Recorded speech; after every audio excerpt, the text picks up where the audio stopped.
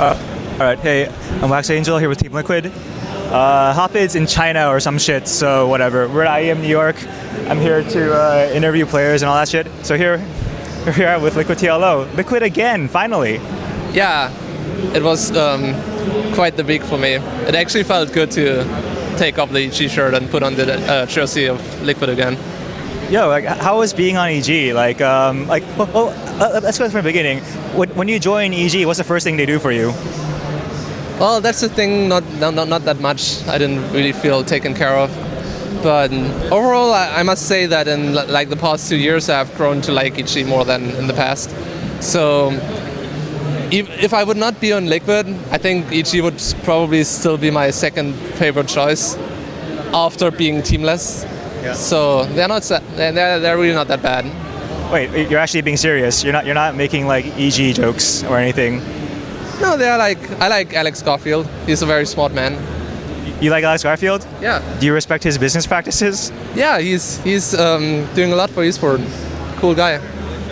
All right.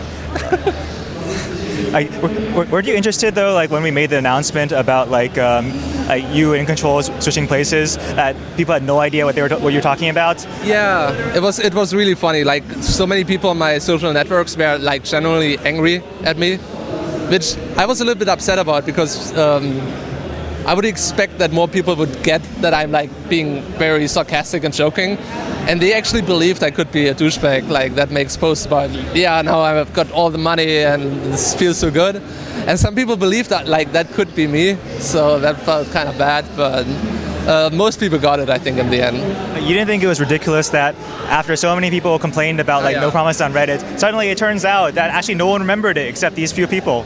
Yeah, that definitely felt really bad, and in general, I think Team Liquid always delivered, and we are maybe known to like be a little bit slow sometimes, but there was never a promise CL ever I think made public that we didn't hold true to. Yeah. So yeah, that felt kind of bad, but it was really ridiculous, like the different articles about the broken promises and then being mentioned together with some other stuff that people paid money for that they never got anything out.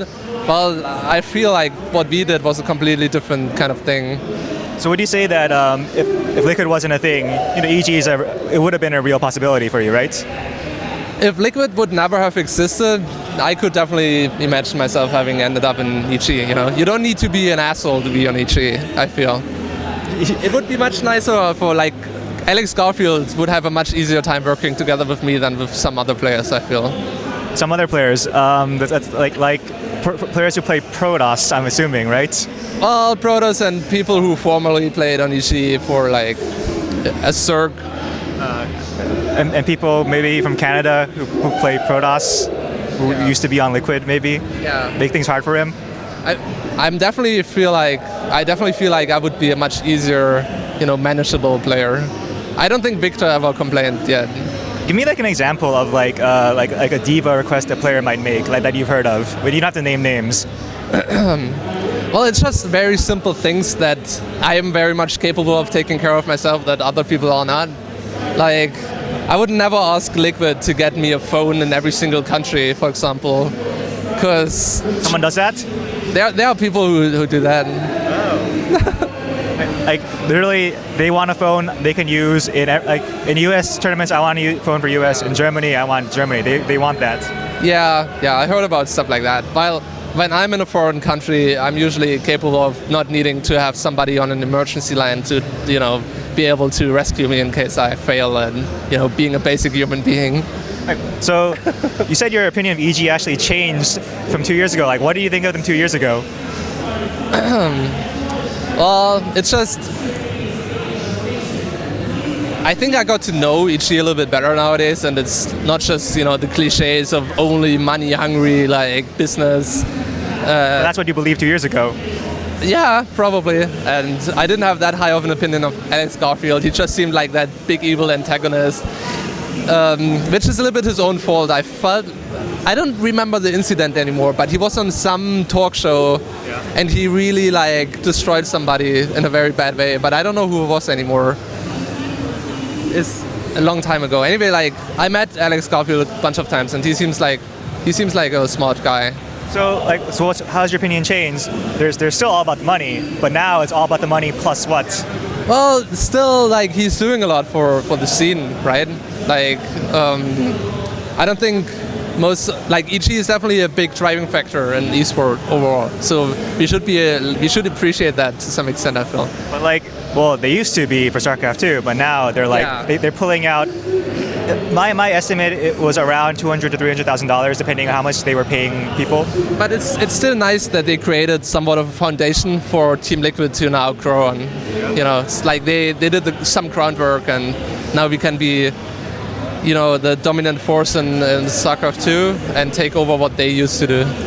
Okay, so speaking about EG, well, EG is an American company, and you're in America for the first time. That's a terrible segue, Jesus Christ. Okay, anyway, so now you're in America for the first time. You've been here for like a day or so. I'm not in America. Oh, sorry, New York. Fucking New York. I'm sorry. Okay, so what are your impressions of the city? Yeah, you've been in America a lot. I'm sorry about that. Yeah. Well, I think the city is kind of mad. Like, it's funny when you come to New York because you have consumed so much media in your lifetime that New York, you know, is the center of. That when you come here, it feels like you're in a movie or in a video game. Just because everything seems so familiar, you know, and everything seems very much like fiction, just because you consume so much media that New York is, you know, part of. What's your favorite movie that takes place in New York? And you can't say like Independence Day where New York's blown up.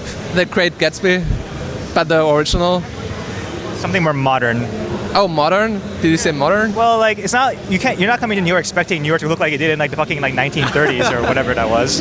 But that's my favorite part of like American history, kind of. No, but New York's always. You say you always see New York in media, and you have this image of it. So like, what's like something you saw recently then? Well, you basically always see New York being destroyed in movies, right? This is true. Yeah, so like The Avengers or something, I guess. Or people falling in love. Yeah, I suppose, but I don't really watch that many movies like that. How's Comic-Con then? I haven't really seen that much of Comic-Con yet, mostly hanging out at the IEM area. I feel like the next 2 days are going to be more interesting when it comes to Comic-Con than today. Like, it's just more or less the press day, I think. But I'm looking forward to it, because usually you don't have the opportunity to actually look at anything else but the tournament itself. But because IEM is in the same venue at Comic-Con, maybe I have some time to look around. It's the first time I'm at a convention like that, so it should be really fun. Wait, so what are you looking forward to in particular? Cosplay? Yeah, sure, cosplay. No, but just in general, I think there's probably some cool panels or something that I'm gonna look at maybe. Like what? Like what kind of? This is like a hot big question. What TV shows or movies are you interested in that are you gonna look at? I don't know. I'm just gonna get a general impression, you know. Anything you want to do in like New York then? I probably would want to do some stuff, but there's really no time. So it's more about meeting the people, really. It's just like any other StarCraft 2 event. It's a little bit of a shame, because usually you don't have any time to do anything fun beside the tournament itself. So you travel all around the globe, and people are really jealous and think like, wow, you get to go to all those places. But then the reality is I go to airports, hotels, and like convention centers, and then you're so tired and exhausted you don't really want to, you know, look at anything else. We saw the Empire State Building. We walked past it. Yeah. You looked up and you're like, oh, that's Empire State. Oh well. But in general, I'm not a very touristy kind of guy. Like, I usually get very bored at, you know, the mainstream kind of stuff that is just very superficial. And to get like really into the more interesting stuff. Superficial? What do you mean?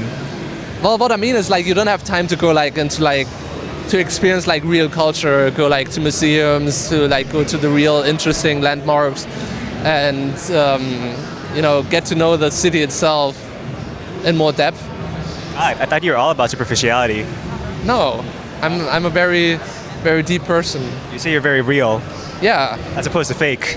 Yeah, I'm not fake at all. What do you think about the accusation that TLO is fake? I hear this from like, it's a thing that goes around. Well, the funny thing is, I think it's mostly centered around two other people, it's only Cloud and Naniva whoever had made those accusations, I feel, and getting excused by those two people to be fake is really not all that terrible. I actually think Naniva itself is pretty fake too. Oh, okay. Yeah, because to some extent, like, he's not as big as a douchebag as he's like depicting himself, I feel. Oh, so it's like image making. I mean, he definitely has like some tendencies like that, but when you speak to him in person, he's not as...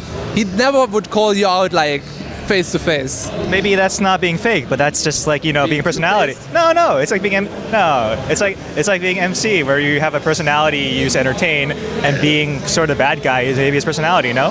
Yeah, well, that's true, but then, you know, everybody, that's what I believe, like everybody is fake to some extent, especially if you're a public figure to some extent.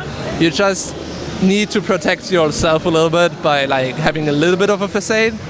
Doesn't need to be too extreme, but everybody is holding back something, right? Yeah. Even when you're just hanging out at work, you're not gonna be exactly the same person that you're at your family's place, for example. Yeah, it's like the entire, like, people say Day 9 is fake, and it's like Day 9's not fake. He's an entertainer, and everyone's like, pro gaming's an entertainer to some degree. It's just so, that's just how our society works, right? You have like a social code, kinda. Well, like, on that note, it's like kind of interesting because a lot of guys who are in pro gaming, all they want to be is competitors. Yeah. And the thing they hate the most about pro gaming, they come to find, is not enough that you be a competitor. Like, the industry demands that you be an entertainer too. Like, what do you think about that?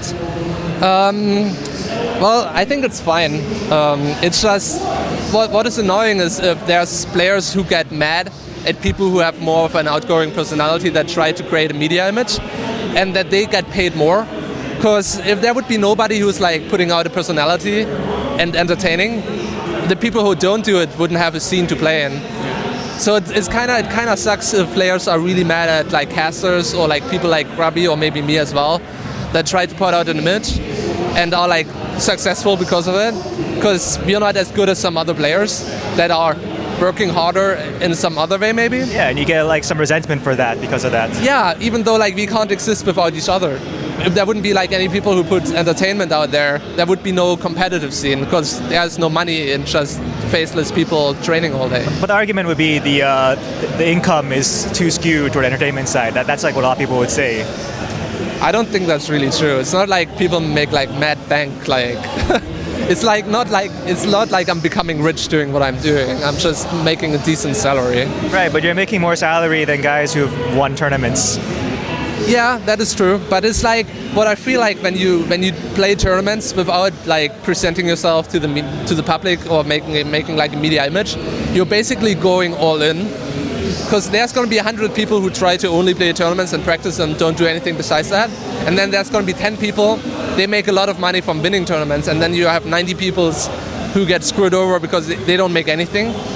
So first of all, that's a problem because tournaments have the too top-heavy salaries still. Yeah. But in general, like our scene is like too small to like really support as many people as are trying to play currently. Especially because of all the Casbah players that came in. Oh, that's true. Like we had an influx of like so many players, and the tournament like landscape didn't like change accordingly. Yeah. Yeah. Hey, well, how much time do we have? Huh? What do you say? Huh?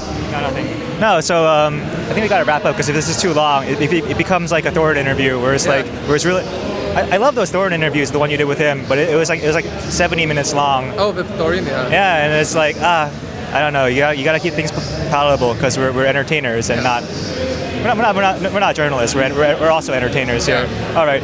You actually want to talk about the tournament at all?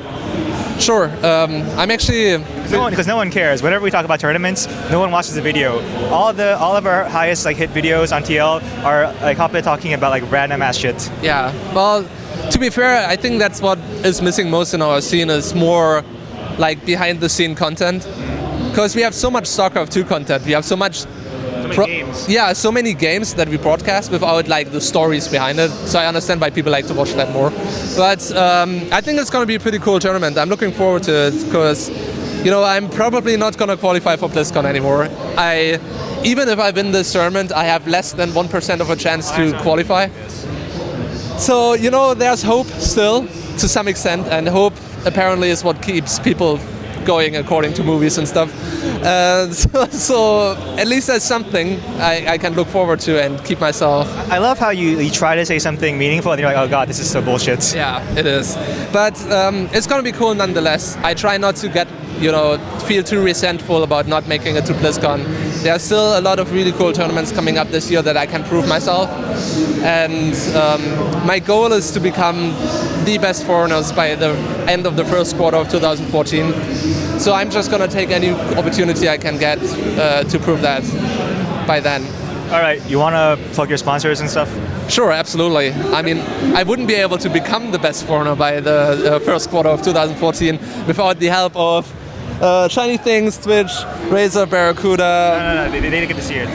And Barracuda and Razer, obviously. And Need for Speed is helping us out nowadays too. So thanks for that, guys. Oh, and your awesome Asus ROG laptop, which you practice. Right. Exactly. I'm playing on the Asus ROG laptop now we got from them, and they're running awesomely. And it's cool. You can see them on my stream. Are you sponsored by Red Bull now? No. Not yet? All right, okay. All right, thanks for the interview. We're done.